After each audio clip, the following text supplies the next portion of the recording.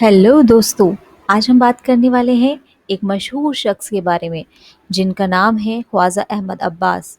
ये एक famous Urdu poet Khwaja Altaf Hussain हाली के घर में पैदा हुए थे। हाली जो मिर्ज़ा गालिब जैसे बड़े उर्दू शायर के स्टूडेंट रहे थे।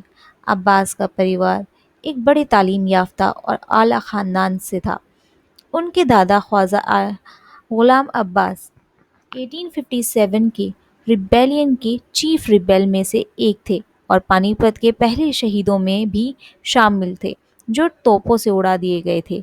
अब्बास के वालिद गुलाम उस सिबतैन अलीगढ़ मुस्लिम यूनिवर्सिटी से ग्रेजुएट हुए थे और एक प्रिंस के ट्यूटर भी रहे। साथ ही वो एक सक्सेसफुल बिजनेसमैन थे जो यूनानी मेडिसिन को मॉडर्न तरीके से तैयार करते थे। उनकी माँ मसरूर खातून सज्जाद हुसैन की बेटी थीं जो एक एनलाइटनेंट एजुकेशनिस्ट थीं। अब्बास ने अपनी तालीम हाली मुस्लिम हाई स्कूल से शुरू की जो उनके दादा ने बनाई थी। उन्होंने अपनी अर्ली एजुकेशन पानीपत में पूरी की और कुरान के अरेबिक टेक्स्ट को पढ़ने के लिए भी सीखा। पर उनके बचपन के सपने अक्सर उनके वालिदैन के ज़बरदस्ती के फैसलों के हिसाब से ही चले। अब्बास ने मैट्रिकुलेशन 15 साल की उम्र में कंप्लीट कर लिया था। फिर उन्होंने 1933 में बीए किया इंग्लिश लिटरेचर से और 1935 में एलएलबी कंप्लीट किया। दोनों डिग्रीज अलीगढ़ यूनिवर्सिटी से हासिल की। उनका फैमिली ट्री भी बहुत पुराना और अजीम है। उनकी नस्ल अय्यूब अंसारी तक जाती है जो इस्लामिक प्रॉफिट मोहम्मद सल्लल्लाहु अलैहि वसल्लम के साथी थे। साथ ही उन्होंने हाली के पोते थे जो खुद मिर्ज़ा गालिब के चीफ प्रोटेज थे। करियर के शुरुआत में अब्बास ने जर्नलिस्ट के तौर पर एक काम शुरू किया। उन्होंने नेशनल कॉल एक न्यू दिल्ली बेस्ड न्यूज़पेपर में जॉब की।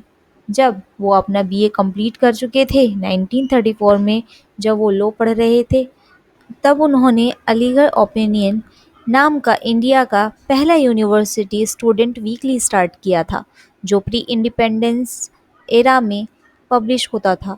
अलीगढ़ यूनिवर्सिटी से अपनी तालीम कंप्लीट करने के बाद अब्बास ने 1935 में बॉम्बे क्रॉनिकल ज्वाइन किया।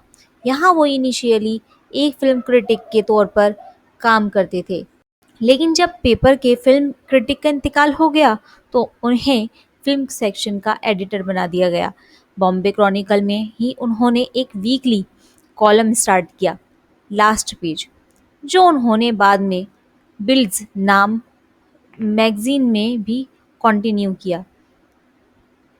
इस कॉलम को उर्दू एडिशन में आज़ाद कलाम के नाम से पब्लिश किया गया। यह कॉलम लगातार 1935 से 1987 तक चला और इंडिया के हिस्ट्री में सबसे लंबा चलने वाला पॉलिटिकल कॉलम बन गया।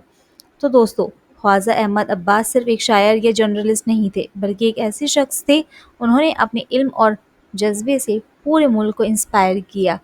एक बहुत ही मशहूर और प्रोडक्टिव राइटर भी थे।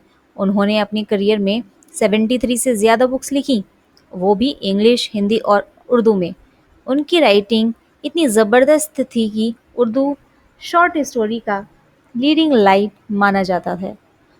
उनकी सबसे मशहूर फिक्शनल किताब थी इनकलाब, जो कम्युनिकल वॉयलेंस पर बेस्ड थी। इस किताब ने उन्हें पूरे इंडिया में एक घर घर का नाम बना दिया।